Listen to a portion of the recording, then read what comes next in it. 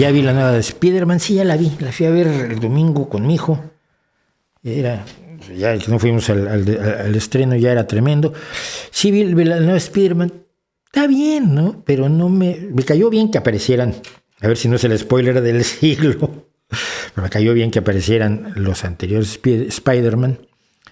Pero mi Doctor Strange siempre me gusta que aparezca, pero no veo la historia, no veo una historia. Y no me gusta que jueguen así con los villanos. Mis dos villanos favoritos de Spider-Man original, yo tuve el número 1 del Hombre Araña en México, como tuve el número 1 de los Cuatro Fantásticos, por supuesto. Y las cosas maravillosas eran primero que era un adolescente con problemas como cualquiera de nosotros. Esto, bueno, lo convertía en nuestro héroe.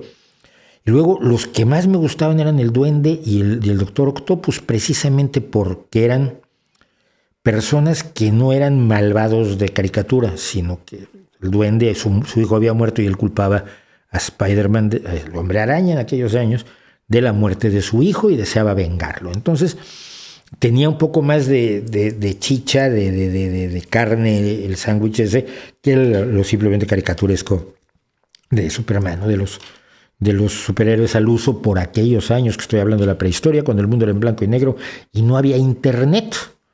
Y entonces pasaba lo que me preguntaba mi hijo en la comida, cuando no había internet, dijo, ¿y cómo hacían las cosas entonces? Con mucho trabajo y muy lentamente. Entonces, la vi, me gustó, pero no es una película, no es una película ni que vuelva a ver, ni mucho menos. Está bien, yo creo que hay que verla. Sobre todo si ya estás metido en el universo de Spider-Man, tienes que verlas.